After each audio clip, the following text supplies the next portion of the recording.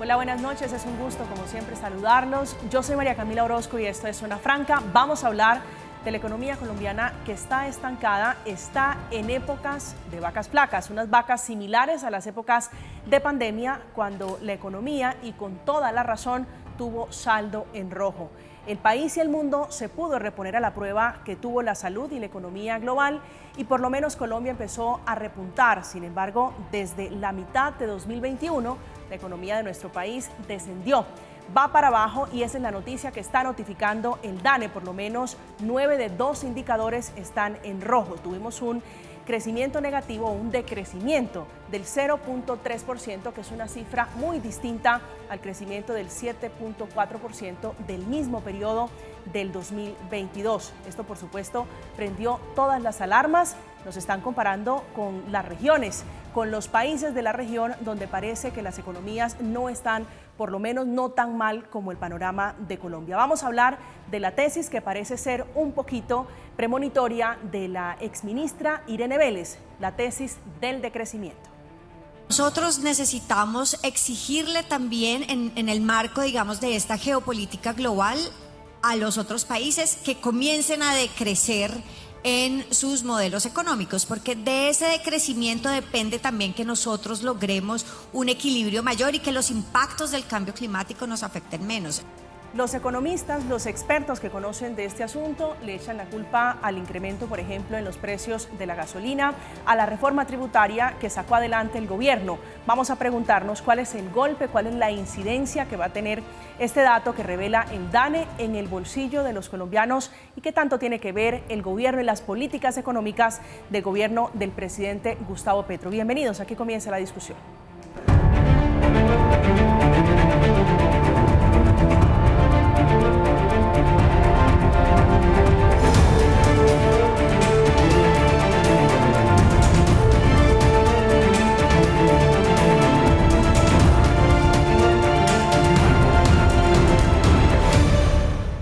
Después de conocido el dato, el presidente Gustavo Petro acusó el golpe a través de sus redes sociales, que es su plataforma favorita, dando dos fórmulas. Tal vez, dice él, para salir de este mal momento, de este momento de crisis para la economía. Dice el presidente Gustavo Petro que la economía colombiana está en rojo y que tenemos dos caminos inéditos. El primero, bajar las tasas de interés por parte del Banco de la República, y el segundo, profundizar la política anticíclica del gobierno, aumentar la ejecución de la inversión pública. De eso vamos a hablar esta noche, de la economía. Por eso hemos invitado a José Ignacio López, que es director de Investigaciones Económicas de Corfi Colombiana. Bienvenido, doctor López, un gusto saludarle. Buenas noches, un gusto estar aquí con ustedes. Gracias por aceptar la invitación. María del Pilar López es docente, economista e historiadora, es doctora en desarrollo económico y muy seguramente la han visto aquí en esta mesa dando estas discusiones sobre economía. Un gusto, bienvenida, buenas noches. María Camila, buenas noches, un placer estar acá. Gracias por aceptar esta noche la invitación. Duvalier Sánchez es representante a la Cámara por el Valle del Cauca del partido Alianza Verde, a mi juicio uno de los congresistas más juiciosos de la coalición de gobierno. Representante, bienvenido, un gusto. Hola María Camila, qué gusto estar acá. Un saludo a Pilar y a Ignacio, qué gusto. Quiero comenzar, María del Pilar, ¿cómo se traduce esta cifra? ¿Cuál es la interpretación que hay que darle a esta cifra del 0.3%? Bueno, María Camila, yo creo que hay que tomar esta cifra un poquito con cautela. Yo tampoco diría que estamos otra vez como en las cifras rojas de la pandemia.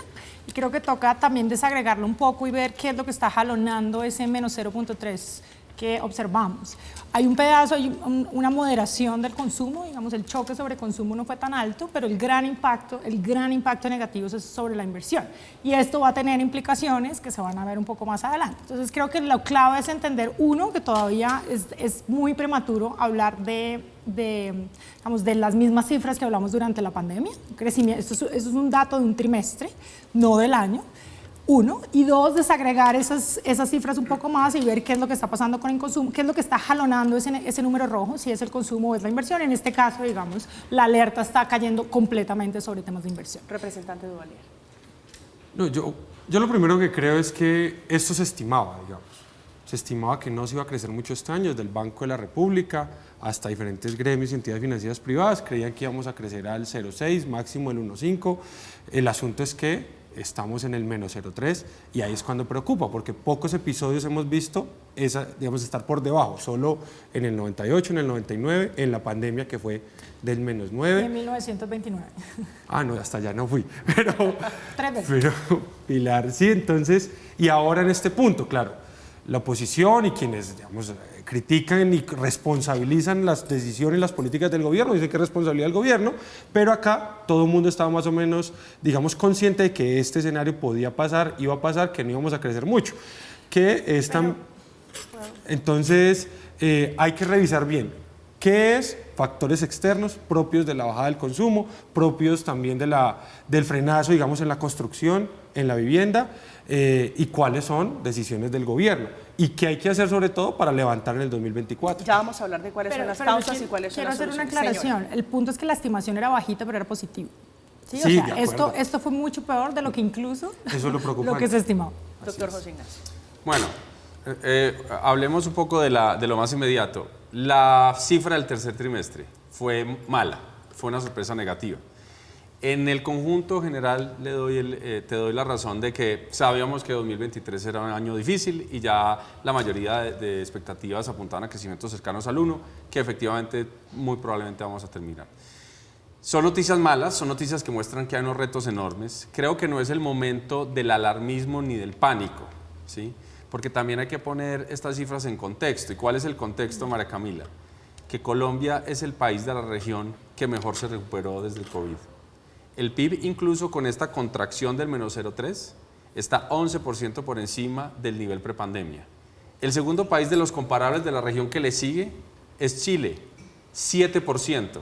Y luego están Perú, Brasil, México. México está 2% arriba prepandemia. Entonces, claro, este contexto no va a tranquilizar a nadie. Sabemos que hay un dolor en la economía y sobre todo que hay unos sectores que particularmente les está yendo muy mal. Entonces, claramente hay que atender el dolor, pero no es el momento del alarmismo de quizás ir a reinventar la rueda, es ir a atender esas partes de la economía que no están funcionando bien, con un ojo muy crítico o muy focalizado en el tema de inversión. La otra cifra que quiero dejar en la mesa, que realmente a mí me sorprende demasiado.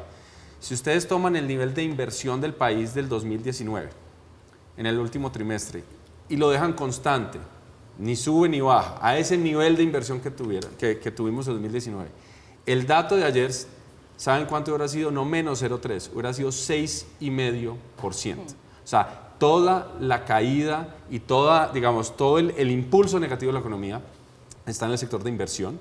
Y obviamente eso está asociado a un tema de algunos sectores, como por ejemplo construcción, que están muy mal. Entonces ahí es donde hay que tener un buen diagnóstico, prender las alarmas sin generar tampoco un... De eso quería preguntarle, porque usted dice, no es para alarmarnos, no es para generar pánico, por supuesto, pero es el presidente Petro el que dice que la economía está en rojos. Si es el jefe de Estado dando esa alerta después de los indicadores, ¿eso no es un mensaje de alerta, un mensaje de que no vamos bien? Sí, y bueno, está bien, digamos, que claramente que tenemos que hacer algo. Es decir, por más que haya dicho que Colombia está mucho mejor a pesar de todo esto que muchos otros países, pues no es para quedarse cruzados de brazos. Hay que hacer cosas. Ese es el tema. ¿Qué es lo que me preocupa? Que la reacción del presidente está bien que se llame la atención, pero cuando habla del tema de regla fiscal, y si quieren luego podemos hablar del tema, creo que precisamente no es ir a generar un cambio institucional que termine en detrimento la solución, es simplemente hacer el diagnóstico de por qué la inversión en el país está cayendo tanto, incluso mucho más que en otros países.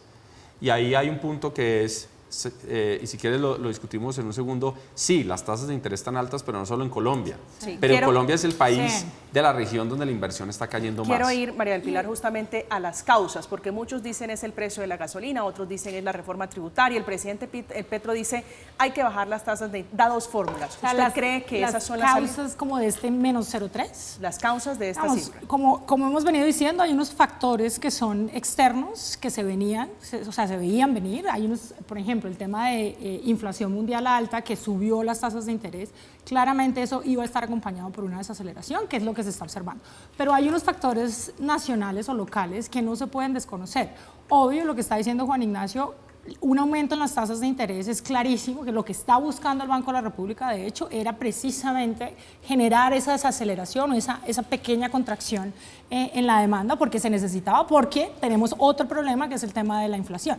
Pero hay unos factores que son mucho más difíciles de medir, de cuantificar y decirle, podemos asignar que la causa real es esto, que son muchos factores que vienen desde el gobierno. Yo sé hacia dónde va, hacia las posiciones. Pues temas de confianza, mucha incertidumbre, porque si lo que al final se está viendo afectado es la inversión depende mucho de eso, de tener unas reglas de juego muy claras, de generar confianza para atraer inversionistas, todo ese tipo de cosas que uno pensaría que podría ser sencillo, o sea, es una solución relativamente sencilla, o sea, dar anuncios claros, pero pues el gobierno no lo está dando. Entonces, creo que echarle la culpa netamente al gobierno es un error.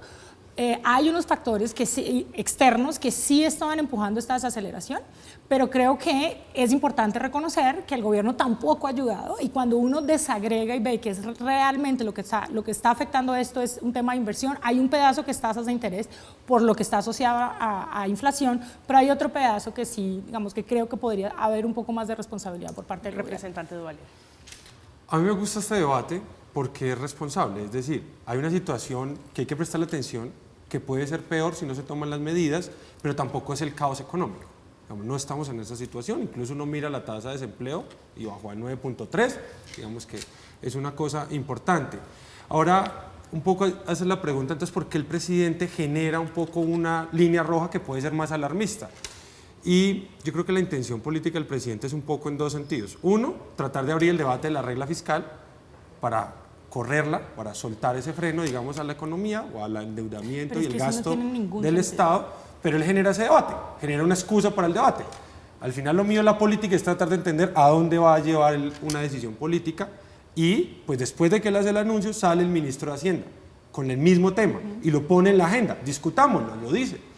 Y el otro tema que me parece relevante que pone el presidente sobre la mesa es, pues de nuevo, tratar de responsabilizar hacia el pasado, los endeudamientos que dejaron, digamos, el préstamo que se sacó para la pandemia, y él dice, esto también me limita la inversión, porque él dice, lo sacó el gobierno Duque en corto periodo de tiempo y a una tasa de interés alto, que eso fue una decisión que él considera que afecta la inversión. Y lo que busca el presidente entonces es decir, necesitamos más plata para inversión, digamos, ingresos corrientes de libre destinación, y eso también es discutible, porque una de las críticas que le hemos hecho al gobierno... ¿Tiene sentido que se pida más plata cuando nos estamos quejando? Digo, el presidente se queja porque no se está ejecutando el presupuesto.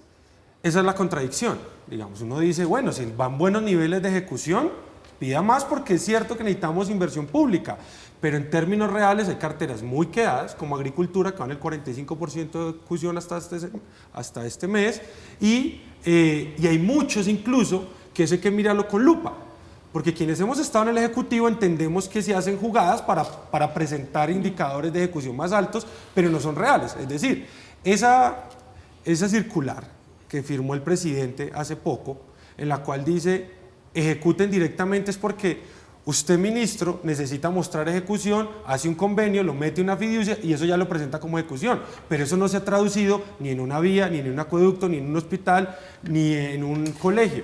Y es ahí donde hay que tener esto con lupa. Yo creo realmente que el gobierno no está aterrizando con obras que representen ese cambio en los territorios. Y lo digo como congresista de región. Yo adicionalmente quiero agregar algo, y es que es un error en este momento abrir el debate sobre la discusión de la regla fiscal, honestamente.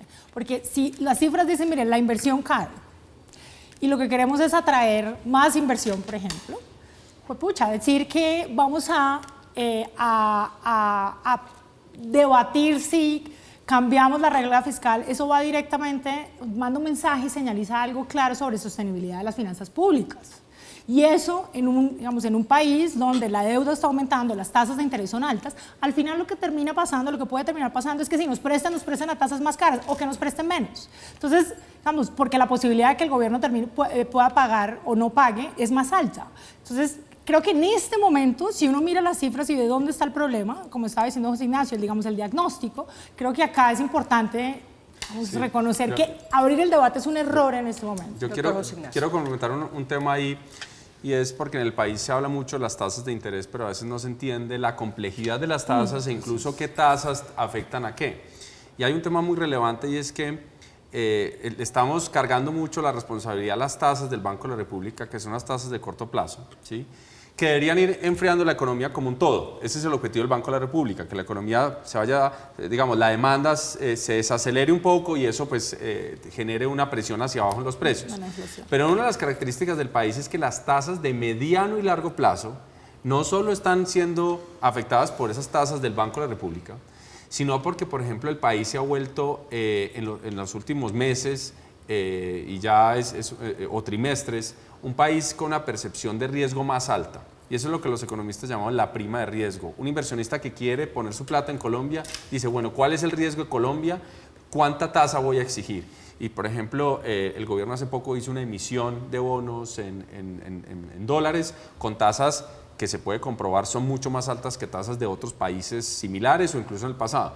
Entonces, hay unos componentes de riesgo donde modificar, alterar o mandar incluso el mensaje de que ahora hay que mirar el cambio de la regla fiscal es adverso. Es decir, esto no soluciona donde está el dolor de la economía, que es realmente, como mencionabas tú, miremos ejecución, miremos lo que está pasando en obras civiles, miremos lo que está pasando en construcción, miremos en cómo articular todas las iniciativas público-privadas, sino que precisamente manda un mensaje donde la prima de riesgo del país puede aumentar y puede ser peor y exacerbar el problema. Sobre la queja de la falta de ejecución y sobre en qué se están yendo los recursos, quiero mostrarle un trino que es de la doctora Laura Saravia, que es la directora del DPS. Dice la doctora Saravia, hoy nace Renta Ciudadana, una transferencia que velará por el cuidado de las madres cabeza de hogar con niños en primera infancia de los hogares con personas con discapacidad y progresivamente de todos los hogares en índices de pobreza. Y la gran pregunta es, si no estamos ejecutando, ¿para qué queremos más dinero, doctor José Ignacio? Bueno, yo creo que esa es una pregunta para el gobierno. La pregunta, yo creo que en general debería ir en dos dimensiones. Primero es, ¿qué tanto se está ejecutando? Y ahí hay cifras donde sectores claves de la economía no han visto un nivel de ejecución. Recordemos que el propio presidente hace poco decía, ministro que no ejecute se va. Es decir, el presidente ya tenía muy claro que estaba teniendo un problema de ejecución. Y las cifras agregadas muestran que ya ha habido una mejora en ejecución, hay que darle ese punto al gobierno, pero todavía hay sectores de la economía donde la ejecución no es fuerte. Y lo otro es, también hay que pensar en qué nos estamos gastando el dinero. Y lo de la renta ciudadana, de hecho, las cifras muestran que este año las transferencias del gobierno se van a quedar cortas frente al monto del año pasado. Es decir, está muy bien este impulso al final del año, pero al final 2023 contra 2022 vamos a ver una caída en transferencias. Pero también preocupa que en los proyectos de inversión no haya proyectos de inversión de gran calado, de gran impacto.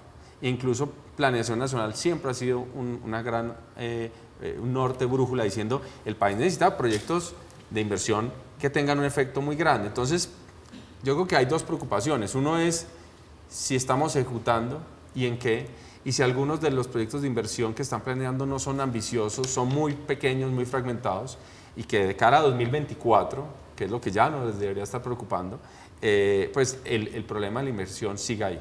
Ya vamos a hablar del 2024, déjenos salir del 2023, que esto parece que no está saliendo bien. Representante Duvalier, para las personas que están viendo con preocupación esta cifra, 0.3, la caída de la economía, ¿cuál cree usted que es el reflejo? ¿Cómo se va a ver eso en el bolsillo del colombiano de a pie, el colombiano que genera empleo, el microempresario, que es en su gran mayoría el grueso de los empresarios en Colombia?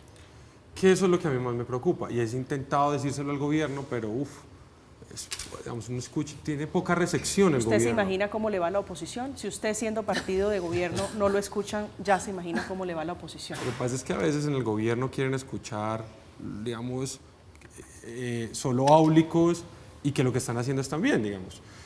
Yo se los dije, por ejemplo, con el tema de los impuestos saludables. Yo entiendo la política y la respaldo, solo que no puedo aplicarla en el contexto actual. Porque la política buscaba un desincentivo a través de un incremento en los productos del comprador final. No queríamos generar un tributo adicional. Pero resulta que ya la inflación subió los productos. Si estuviéramos la inflación a 3.5, ponga el impuesto saludable. Le dije al ministro, usted no estaba cuando esto se puso, pero además el ministro José Antonio Campo dijo, lo que esperamos recibir de este impuesto es cero. Pero eso no es cierto en la práctica. Entonces les dije, con la coyuntura actual, con la inflación en el 10.49, tú no puedes poner este impuesto porque vas a poner a sufrir a la gente que menos ingresos. El que tiene más ingresos compra yogur griego, pero el que tiene menos ingresos compra yogo yogo, punto. Ejemplo sencillo, si usted va a preparar un sándwich para sus hijos, entonces el pan va a tener el impuesto, la mortadela o el jamón va a tener el impuesto, el queso va a tener el impuesto y la lechuga o el tomate no. ¿Qué va a sacrificar la gente? La lechuga o el tomate.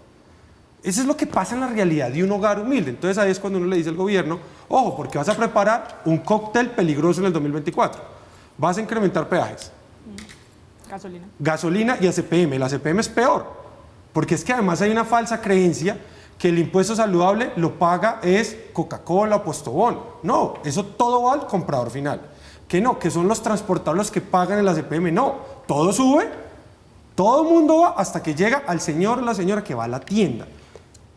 La energía, con el fenómeno de la niña, va para arriba. Va para arriba. Del niño, te corrijo. Del niño, sí. Y entonces, y la inflación puede subir con todo esto, vuelve otra vez para arriba. Es decir, es un cóctel muy peligroso para el gobierno. Debería de verdad escuchar un poco más que les decía, no quite el impuesto saludable. Cambie la regla, póngalo. Cuando esté en los rangos de que propone el Banco de la República, usted activa en la siguiente vigencia el impuesto saludable, pero no lo haga por terquedad, porque la que sufre es la gente y la gente se está dando cuenta de eso. Se está dando cuenta todos los días cuando va al supermercado, todos los días cuando va a hacer la compra. Y esto es, digamos, lo que también genera un escenario de incertidumbre a todo nivel. En lo puntual, cuando la gente va a ir a comprar la casa, un proyecto de vivienda de interés social, todo ha cambiado. Primero, ya el modelo de negocio no es el mismo, ya no hay un precio fijo, ahora es sobre los salarios mínimos legales vigentes. Eso quiere decir que el otro año la casa vale lo que suba el salario mínimo legal vigente. Y ahí ya la gente dice, no compro casa.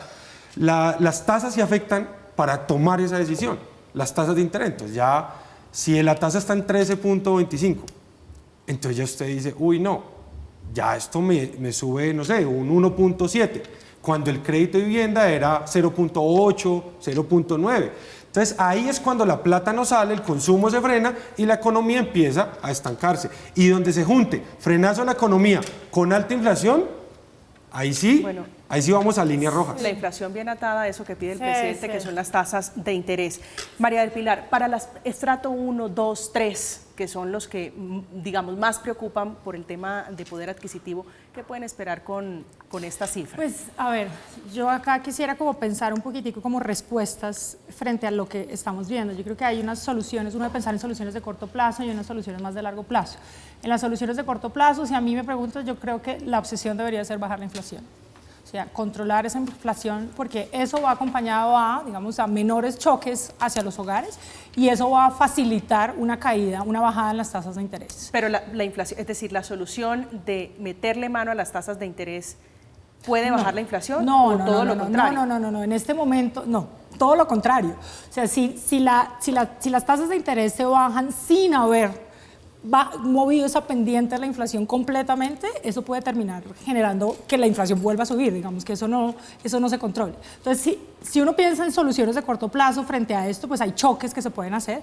La obsesión debería ser, porque eso claramente es lo que estamos mencionando, digamos, lo que el representante estaba mencionando de pues que esto afecta principalmente a las familias de ingresos más bajos. Eso por un lado como solución, porque eso obviamente al bajar tasas de interés, pues eso va a generar va a reactivar un poco la demanda, que eso está asociado con lo que estábamos hablando, por ejemplo, de generación de empleo, por ejemplo, y de ingresos. Luego también en la parte de soluciones y choques de corto plazo, pues todo el tema de ejecución presupuestal, creo que eso es una solución de corto plazo. Y lo mismo con el tema de generar poca incertidumbre frente a como el ambiente, a las reglas de juego, a todo, ¿sí?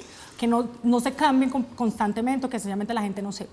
Eso por el lado del corto plazo. Pero creo que un error es pensar que el motor de crecimiento de la economía va a estar jalonado por el gasto público, que es un poco mi visión de cómo lo ve el gobierno, ¿sí? Entonces, si uno piensa que queremos crecer más perspectivas en el largo plazo, por ejemplo, con lo que estábamos mencionando de inversión, ahí sí tiene que haber, digamos, unas políticas que focalicen que focalicen la creación de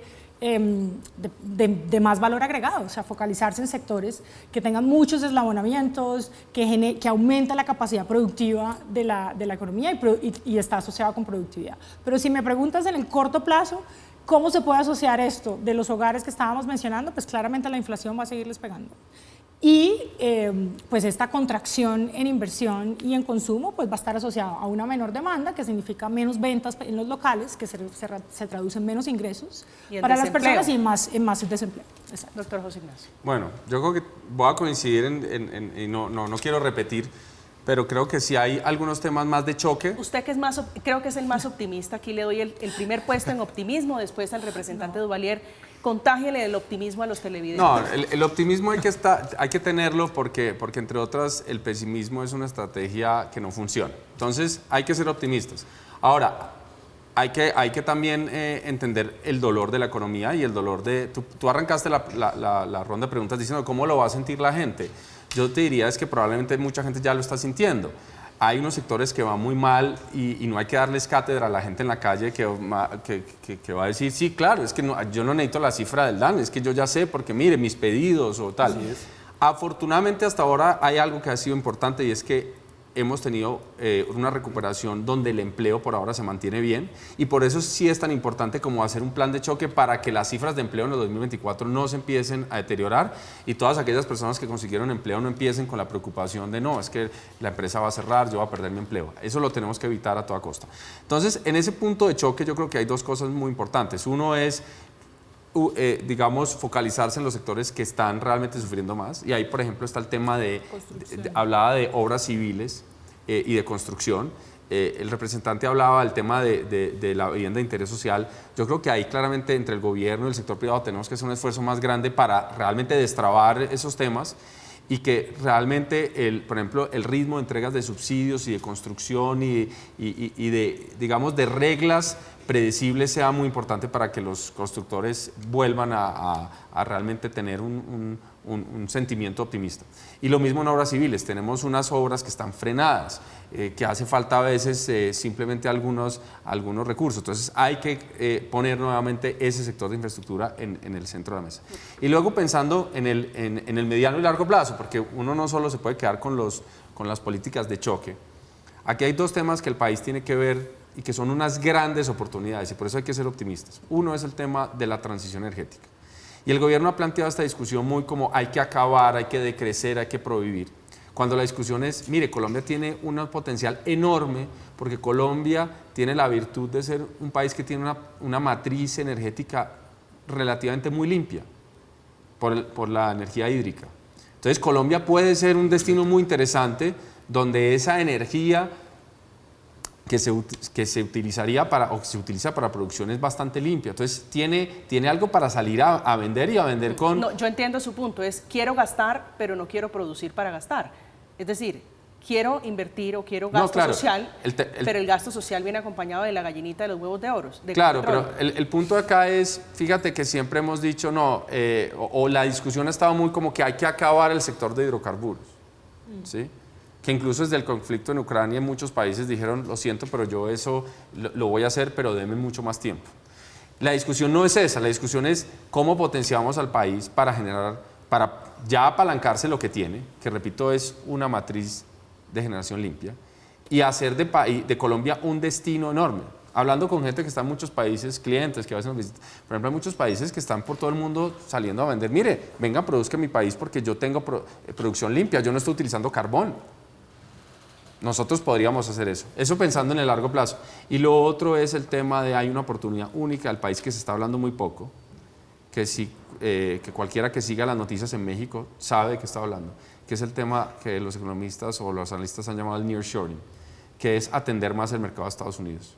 Y por ejemplo, en México se aprobó hace poco una ley incentivando a que haya una reasignación o un establecimiento de industrias en México. Entonces yo creo que motivos para el largo plazo hay, apuestas del país hay en el largo plazo, y ahora en el corto plazo, donde vamos a tener unos meses de una economía estancada y sectores en caída, pues prestarle atención a ese dolor de la economía. Sí, quiero preguntarle, representante, usted que está en la coalición de gobierno, para muchos esta fase de crisis, incluso para el presidente Petro, dice estamos en rojo, ¿es la fase o la teoría del decrecimiento que quería la ministra Irene Vélez? No, yo creo que no. O sea, nadie está buscando que la economía le vaya mal, ni que se contraiga. Es decir, yo creo que ella partía de un concepto que explicó, que yo no quiero profundizar y que tampoco quiero entender. Yo quiero que al país le vaya bien, yo quiero que la empresa privada produzca, que los inversionistas lleguen, que tengamos más clase media, que tengamos mejor educación, y esa es la, digamos, la expectativa de un gobierno progresista, digamos, de cambios sociales y de garantías de derechos, es sacar colombianos de la pobreza, más después de la pandemia. O sea, para mí ese debería ser el objetivo número uno. Claro. Lleve desarrollo, lleve vías, garantice educación superior de calidad, y para eso se necesita plata. Por eso, digamos, la reforma tributaria la apoyamos, buscamos que quienes tenían exenciones tributarias por nuestra economía extractivista, pues pagaran lo que tuvieran que pagar en rentas sin exenciones. Pero el asunto es hacer todo al tiempo sin concertar nada. Pero yo creo que el principal problema del gobierno es que de hecho quiere hacer todo eso, pero a punta de puro gasto público. Por eso, y eso es un problema. Pero además sin ejecutarlo. Porque no van a sacar un gran pedazo de la población de la pobreza. Gasto público, para traducción de los televidentes, es asistencialismo, subsidio. No necesariamente. O sea, puede ser, digamos, es puede ser, hay un pedazo de inversión, puede haber otro pedazo de transferencias, hay un pedazo de gasto social ahí. Pero mi lectura de cómo el gobierno está pensando en sacar a esta población de la pobreza es básicamente no a través de facilitarles o apalancarles la generación o las habilidades para generar ingresos propios, en muchos casos, sino básicamente a través de gasto público. O sea, mi lectura de esto es que el gobierno no cree que el sector privado puede ser de hecho un aliado en estas estrategias, y uno lo ve en varios sectores, en el sector de agricultura, en el sector de vivienda, en varios sectores. Uno lo que está viendo en el sector de minero energético, lo que se está viendo es que pues, el gobierno quiere tomar manos de esos sectores y a través del gasto del gobierno, gasto público, pues poder expandir. Por eso. Representante. Pero, de acuerdo, yo creo que el gobierno, digamos, con los ministros que tenían en su primer tiempo, digamos, logramos una buena reforma tributaria para generar un poco más de equidad en ese tema de recaudo. Ahora, ¿qué se hace con el poder y qué se hace con la plata? Es donde creo que se enreda. Porque entonces cada salida del presidente anuncia 3 reformas nuevas. Y esto genera incertidumbre en los inversionistas, por ejemplo. Pero también en el ciudadano. Entonces el ciudadano se pregunta, entonces ya no hago las vacaciones del otro año, porque entonces quiero entender cómo es eso de las nuevas reglas del avalúo catastral. Porque entonces esto empieza a generar incertidumbre. Entonces la reforma a la salud, la reforma pensional, la reforma laboral, la reforma de tierras, la transición energética, hacia dónde nos lleva, los impuestos saludables, la gasolina, la CPM, y todo esto con el bombardeo, digamos, de titulares, lo que va generando es una presión y un miedo sobre el que tiene mucha plata para invertir y el que tiene su salario para ir a cine, para gasto en vivienda o para vacaciones. Pero por ejemplo, el ejemplo de la reforma laboral, digamos, el gobierno no está enfocado en la generación de empleo, por ejemplo, a través de empujar o facilitar o ayudar al sector privado, para nada. No. Entonces estamos de acuerdo en que la manera como el gobierno está pensando esto de sacar a esta población de la pobreza en estos 4 años no es a través de ayuda, o sea, de alianza con el sector privado, sino es a través de mucho gasto público, muchísimo gasto público. Y esa es parte de la dificultad, de nuevo. Es que si uno lo mira, todo lo que se está cobrando sale del bolsillo de los hogares, de los trabajadores, 2, de las empresas, todo, la tributaria sale de las empresas, y 3, pues esto genera un miedo a la inversión. Al único que le está yendo bien ahora en recaudo es al gobierno, al Estado. Es el único que está recaudando por encima de lo esperado. Y ese es donde yo diría que es parte de la dispersión del gobierno. ¿Dónde están las prioridades de inversión? La cifra ¿Dónde están? De acuerdo. Porque yo creo que no todo, digamos, en educación superior hay una apuesta de gratuidad, digamos, hay una apuesta. Pero una apuesta de gratuidad en contra de las universidades privadas, en lo de salud también. O sea, si tú miras por sectores. Ahí no hay que quitar de la discusión lo ideológico, Pilar. Es decir, el gobierno tiene una postura, una mirada de sus políticas sociales y de su forma de ver el país desde lo ideológico, y no lo puedes correr, que es lo que yo creo que debería lograr un mayor consenso. Yo creo que, doctor José Ignacio, digamos, cuando uno mira las cifras, yo creo que lo que le está pasando a Colombia es que tuvo una expansión fiscal temporal por el COVID, pero ahora la está volviendo permanente. y esa expansión fiscal está viniendo sin las etapas previas de capacidad estatal. Y ahí es donde viene el problema de ejecución y puede ser el problema de que el Estado quiere, digamos, inmiscuirse quizás en una esfera mucho más grande de la economía, sin lo privado y sin las competencias. Y ahí es donde vamos a estar en problemas, porque precisamente, por ejemplo, cuando se hablan de proyectos de infraestructura en vehículos de asociación público-populares, eso está bien y creo que eso es interesante, pero es muy difícil, por ejemplo, que proyectos de gran escala que puedan transformar el país, pues realmente uno lo puede hacer con comunidades y a nivel local. Entonces yo creo que es un gobierno que en este momento está teniendo una expansión enorme en su tamaño, ¿sí? Pero donde las capacidades estatales no se han venido construyendo para luego responder ese vacío que se va a generar, porque claramente, recordemos, pues los impuestos salen es de la economía como un todo, y si el gobierno traslada recursos, pero no es eficaz a la hora de usarlos, la economía se va a resentir. Los expertos en economía lo que están interpretando es que este es un gobierno que debe entender con esta cifra la necesidad imperiosa de hacer una alianza con el sector privado, con el músculo de las empresas en el país, los que generan empleo. A propósito de esta discusión, Luis Fernando Mejía, que es el director de FEDesarrollo, que es un centro, un tanque de pensamiento económico, habló de este tema, dio su impresión sobre el momento difícil de la economía colombiana. Los resultados del día de ayer que anunció el DANE, por supuesto, no fueron buenos. Una contracción de la actividad económica que no se daba desde 1999, exceptuando la pandemia. Eso pone alertas sobre el comportamiento de lo que está pasando en materia económica. Y uno de los elementos que está detrás tiene que ver con la caída de la inversión total, la pública y la privada, una contracción del 11% en el tercer trimestre de este año. Gracias por seguir conectados con nosotros. Estamos en Zona Franca hablando esta noche de economía. Vamos a hablar de la regla fiscal, que es una de las fórmulas, dice el presidente Petro, y lo apoya su ministro, el doctor Ricardo Bonilla, que tienen que levantarla, dice él, como una de las fórmulas para salir de este momento difícil. También el gobierno nacional tiene una responsabilidad. Cuando baja la inversión privada, debe crecer la inversión pública. Y por eso el pensamiento fundamentalista neoliberal que provoca una estricta fórmula de marco fiscal, de regla fiscal, que el mismo que la construyó la violó, pues no debe mantenerse en el país. Aquí estamos esta noche en un poquito de clase de economía. Doctora María, para quienes están viéndonos, ¿qué es la regla fiscal de manera para dummies? Bueno, no, la regla fiscal básicamente es una regla que le pone como un tope al gasto público, partiendo como una meta en el déficit fiscal, que el déficit fiscal básicamente es la diferencia entre los ingresos del Estado y el gasto del Estado.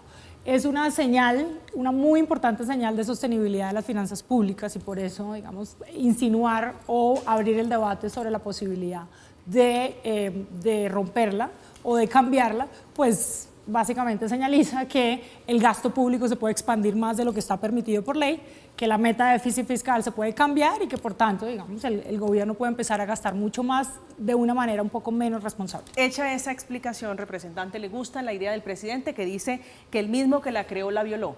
Tal vez se está refiriendo al expresidente Iván Duque. Sí, lo que pasa es que ahí sí lo que hay que aplicar es los contextos.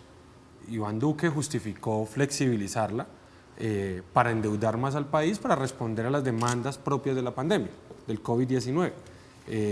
Y esa es parte, digamos, de la situación que se presentó. ¿Qué creo yo? El presidente, a partir de esta contracción de la economía, con los números que este es menos 0,3, lo que intenta es, uno, tratar de incumplir la regla fiscal para decir, con esto vamos a tener más inversión pública porque inversión privada no está llegando, con inversión pública hacemos que la economía se mueva. Y dos, presionar al Banco de la República, que creo que es una presión que no solo viene del ministro Bonilla ni de Petro, José Antonio Campo también lo ha mencionado, porque la inflación, digamos, había bajado un poco, no en los niveles ideales, pero había bajado un poco, había menguado un poco. Creo que esos son los dos puntos a donde quiere ir él. Tratar de presionar al Banco de la República, bajar el 13.25 y tratar de flexibilizar la regla fiscal. ¿Qué es lo que quiere la regla fiscal? Yo lo que creo es que quiere tratar de renegociar la deuda del préstamo que sacó Duque para la pandemia, para alargarla, poder gastar más el Estado y con eso, pues, como llegar a los territorios con más gasto público, con Pero más gasto eso a público. la larga termina siendo peor Pero- el remedio que la enfermedad, porque ponerle más plazo son más intereses. Vamos, no necesariamente porque pues esto es como una compra de cartera, la que hacen las personas. Muchas veces la compra de carteras, simplificando, digamos, a los niveles de un hogar, a veces se gana en intereses y usted puede quedar en cuotas más bajas. Pero, porque es que hoy... Pero, representante, una pequeña Solo aclaración. termino el punto. El asunto es, digamos, la gran crítica es, gástese lo que tiene. Todavía hoy, en caja, en Hacienda, deben de haber entre 26 billones de pesos y 30 billones de pesos que no han salido de Hacienda. Hacienda es incluso de los que más baja ejecución tiene, que al final Hacienda no ejecuta, transfiere. Entonces, esa es una crítica razonable y válida. Gástese lo que tiene, inviértalo, y si necesita más, pues discutamos ese escenario. Una Doctora pequeña María Clara. aclaración para el representante y creo que también para, digamos, con respecto a lo que dijo el ministro Bonilla.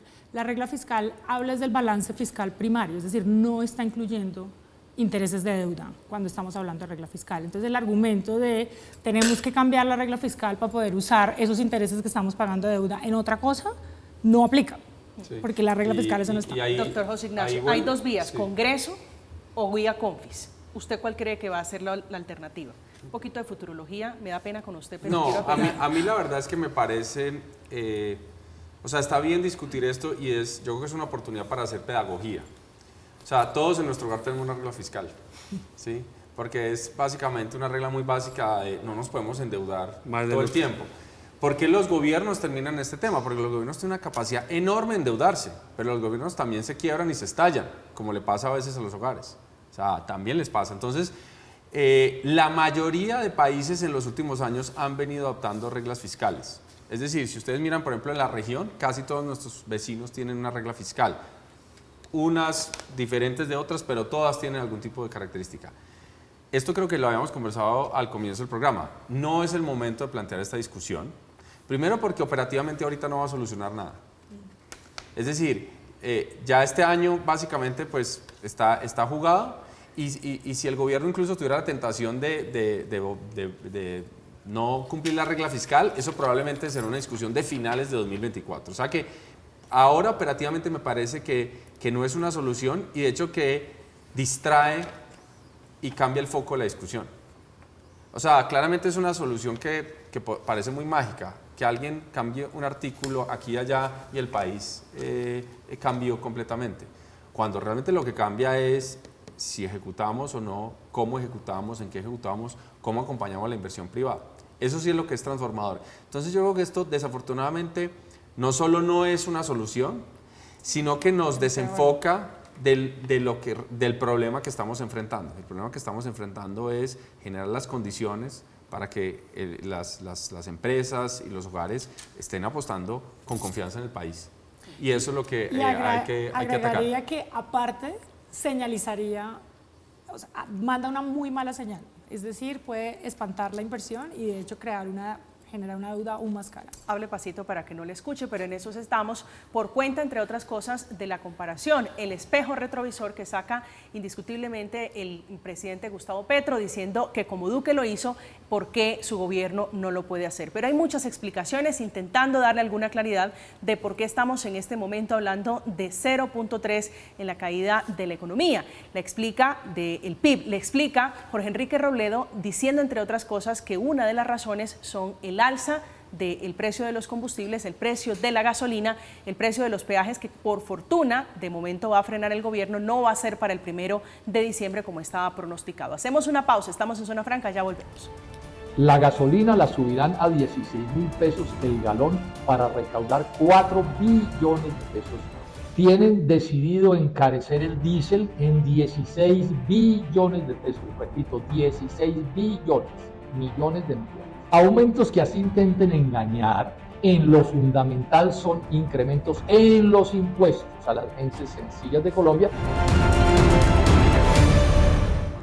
Estamos de regreso, estamos en Zona Franca, ya en la fase final. Vamos a hablar ahora sí, doctor José Ignacio, del 2024 que usted quería. Muchos están diciendo es que aquí va a haber recesión, esa es la amenaza para el próximo año. ¿Usted la ve? Yo veo un primer semestre muy difícil, para ser honesto. O sea, repito, me gusta ser optimista y creo que el país tiene cosas muy importantes para para seguir creciendo hacia adelante, pero la coyuntura va a ser difícil porque el 2024 va a arrancar todavía con una inflación alta, que los hogares pues la siguen sintiendo, y con tasas de interés que todavía van a ser muy altas. Incluso si el Banco de la República empezara a bajar tasas en diciembre, la transmisión hacia el consumidor y todo, digamos, todo el efecto final es muy lento. Entonces el primer semestre va a ser un semestre difícil. Por eso creo que es importante que el gobierno, entre en sintonía de este malestar y de este dolor de la economía, y que también haya un efecto muy positivo en torno a inversión que puede empezar a liderarse desde las regiones. Y a mí sí me dejó un sinsabor enorme esa reunión del presidente solo con algunos gobernadores, porque conociendo este tema económico, lo que necesitamos aquí es que desde las regiones también, desde el 1 de enero, las nuevas autoridades que se toman un tiempo y se demoran, entren a un proceso acelerado. A ellos les va a tocar entrar como un partido que vamos perdiendo. Entonces, tienen que entrar estos gobiernos regionales también a identificar los dolores en sus regiones, ya sea en los sectores o el del turismo o en la construcción, etcétera, etcétera. Entonces yo veo que el primer semestre es difícil, la inflación irá cediendo, esa es probablemente la buena noticia, a un ritmo lento, pero irá cediendo, y realmente eso abrirá las puertas a que las tasas de interés caigan, lento pero caigan.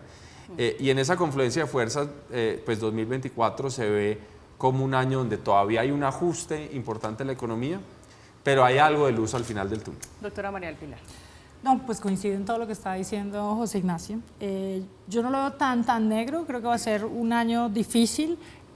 Creo que la clave va a estar en bajar y torcer esa inflación. Creo que por todo lo que pinta, pues vamos a tener unos primeros meses probablemente difícil por lo que estamos mencionando, fenómeno del niño, incremento del diésel, bueno, en fin, que va a hacer que quizá, digamos, esa caída en la inflación tome un poco más de tiempo, pero eso va a estar acompañado un poco con caídas en tasas de interés, o eso es lo que esperamos. Ahora bien, pues vamos a ver cuál va a ser la respuesta del gobierno. Yo creo que ¿qué tan grande va a ser esa desaceleración? Pues yo creo que de cierta manera el gobierno puede implementar políticas de choque, políticas de reactivación, como lo que hemos mencionado acá. Focalizar muchos recursos en sectores, infraestructura, construcción, que jalonan empleo de corto plazo, que tienen bastantes eslabonamientos, y, por ejemplo, el tema de incertidumbre. Representante. No, yo creo que lo primero es que los colombianos entiendan un poco que quien recibe un gobierno nuevo es como cuando le pasan un carro de segunda al que le han dado duro. Y ese fue el gobierno que recibió Gustavo Petro, donde recibió un endeudamiento alto, donde recibió no solo el endeudamiento de los préstamos por la pandemia, más también hay una deuda con las empresas de energía que va a ascender casi a 7 billones de pesos, donde hay deudas con las EPS, donde tenemos el Fondo de Estabilización de Precio al Combustible también con 37 billones, que por eso, digamos, es que se ha incrementado la gasolina, digamos. Nadie gobernando quiere subir todo eso, pero eso es lo que venía con ese vehículo de segunda mano que le pasaron al presidente Petro, y que así hubiese ganado uno de la derecha, era el mismo carro con los mismos problemas, con los amortiguadores desbaratados y tal. Ahora, usted puede tomar decisiones para ayudarse con la economía, con la empresa privada y tal, o puede incrementar, acelerar, digamos que el freno de mano es la regla fiscal, y usted lo baja y se va a fondo, eso puede salir mal. Yo creo que el gobierno tiene que concentrarse en mantener, digamos, bajando el desempleo, porque eso sería catastrófico, que se pierda el desempleo, apuntarle a que la inflación baje y tratar de que el Banco de la República ayude también con el tema de la tasa. Yo creo que si la inflación sigue bajando, las tasas pueden bajar para que los colombianos se motiven a comprar, pero sobre todo ejecutar bien, ejecutar pronto, y no solo es gastar por gastar, que yo creo que aquí María del Pilar tiene razón. A veces el Estado gasta plata mal gastada, que no es efectiva, que no es eficiente, que no es en las obras que necesitan. Entonces yo sí creo que el gobierno tiene que articular mejor, poner las prioridades y rápidamente empezar a ejecutar. Y sobre todo, algo que le hace mucho daño al gobierno, es no escuchar ni siquiera a quienes le hablamos para que le vaya bien, porque al final el papel de uno es llevarle lo que pasa en el día a día en la región. Bueno, eso es lo que hace un congresista o un actor político. Venga, le digo, ¿qué está pasando? ¿Cuál fue el problema? Para cerrar, perdón. Carrasquilla quiso poner una reforma tributaria donde él ni siquiera sabía a cómo estaban comprando el huevo las personas. Esa desconexión no le puede pasar a un gobierno que se dice ya hay popular. congresistas que están quejándose por esa desconexión del gobierno del presidente Petro con las regiones. Representante, gracias por acompañarnos esta noche. Gracias, doctor José Ignacio, un gusto. Gusto. María del Pilar, como siempre, ya esto sobra, ya usted es de la casa, ya hace parte aquí del inventario de Zona Franca. Gracias por acompañarnos esta noche. Se está metiendo en esta discusión el exministro de Hacienda, José Antonio Campo, diciendo que es una muy mala idea. Dice él, el anuncio de la modificación de la regla fiscal es negativo, genera desconfianza en el manejo económico del país y ha sido desafortunado. En una segunda intervención en redes sociales dice que no quiso culpar o que no fue esa su intención al gobierno del presidente Petro ni al ministro Bonilla como los responsables de este mal momento de la economía colombiana. Llegamos al final de Zona Franca, como siempre, gracias. Queden con la programación habitual. A continuación, placeres con la querida Flavia Dos Santos. Que tengan una feliz noche, que descansen.